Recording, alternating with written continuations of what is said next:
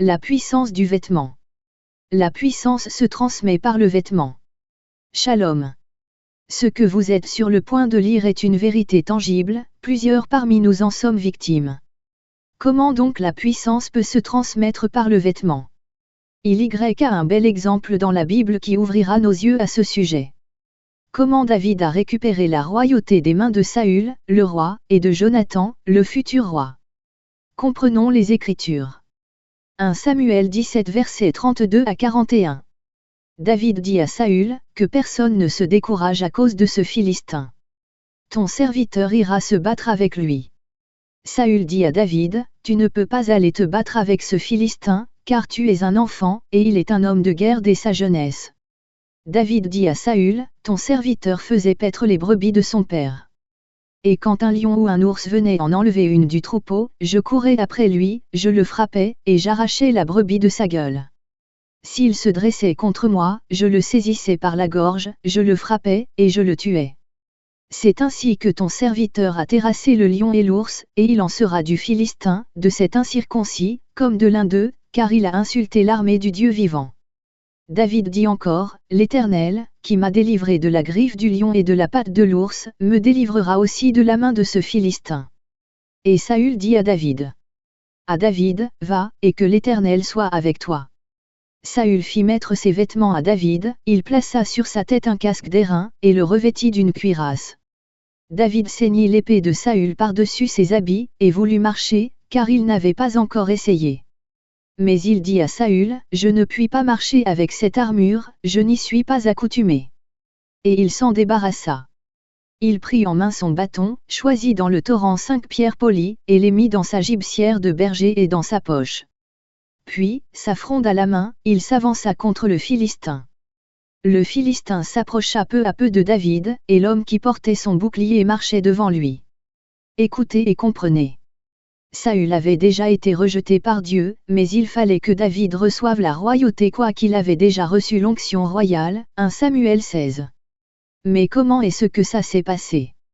1 Samuel 17 versets 38 à 39. Saül fit mettre ses vêtements à David, il plaça sur sa tête un casque d'airain, et le revêtit d'une cuirasse.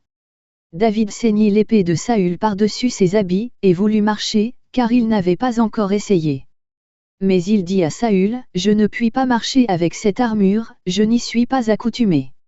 Et il s'en débarrassa. Lorsque le roi remettait à une personne son vêtement, c'était une manière d'élever la personne. Esther 6 versets 7 à 10. Et Raymond répondit au roi, pour un homme que le roi veut honorer. Il faut prendre le vêtement royal dont le roi se couvre et le cheval que le roi montait sur la tête duquel se pose une couronne royale. Remettre le vêtement et le cheval à l'un des principaux chefs du roi, puis revêtir l'homme que le roi veut honorer, le promener à cheval à travers la place de la ville, et crier devant lui, c'est ainsi que l'on fait à l'homme que le roi veut honorer. Le roi dit à Raymond, prends tout de suite le vêtement et le cheval, comme tu l'as dit, et fais ainsi pour Mardochée, le juif, qui est assis à la porte du roi, ne néglige rien de tout ce que tu as mentionné. C'est Saül qui a remis la royauté à David, lorsqu'il lui a remis ses propres vêtements de guerre et son épée.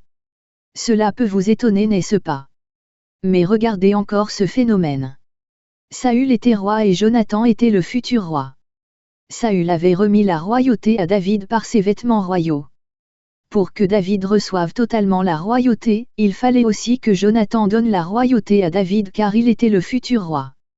Observons ensemble les Écritures. 1 Samuel 18 versets 3 à 5. Jonathan fit alliance avec David, parce qu'il l'aimait comme son âme. Il ôta le manteau qu'il portait, pour le donner à David, et il lui donna ses vêtements, même son épée, son arc et sa ceinture. David allait et réussissait partout où l'envoyait Saül, il fut mis par Saül à la tête des gens de guerre, et il plaisait à tout le peuple, même aux serviteurs de Saül.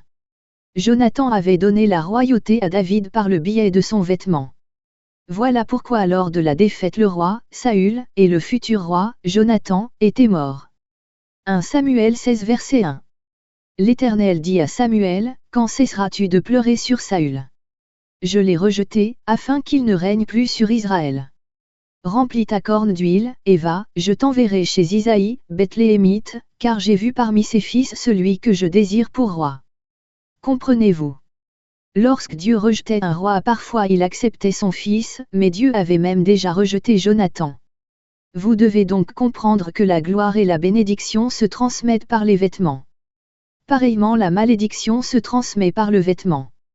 Vous allez voir les marabouts demander parfois les vêtements des gens pour leur faire du mal. C'est parce que ton vêtement c'est toi en effet. Chers chrétiens, soyez prudents, car les enfants à l'école ont pour habitude de s'échanger les vêtements et les chaussures. Plusieurs ont porté des malédictions par des vêtements échangés.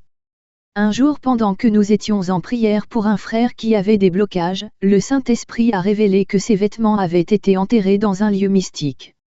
Nous prions pareillement pour une sœur. Lorsqu'elle était terraine prière, le Seigneur lui a dit qu'elle avait reçu le vêtement d'une sorcière qui était envoûtée. C'est que la malédiction et l'esprit de mort sont venus dans sa vie. Que Dieu fasse grâce.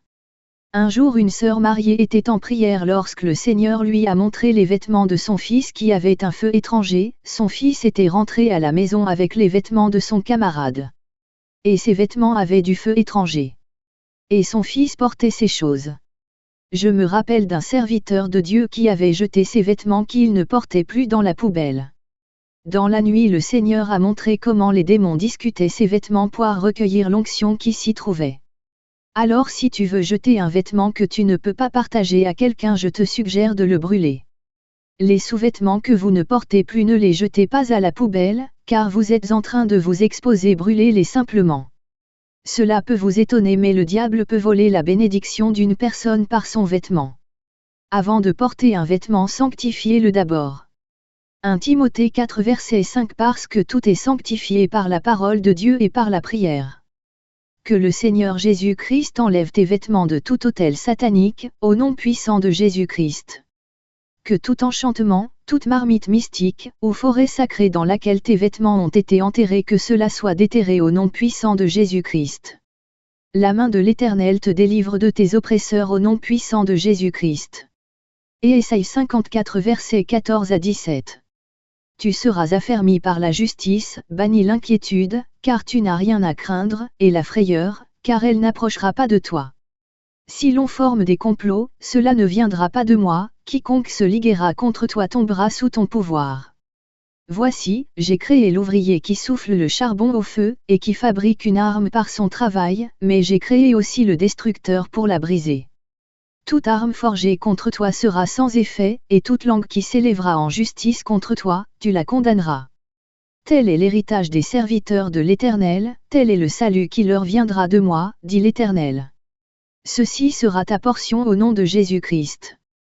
Que Dieu vous bénisse.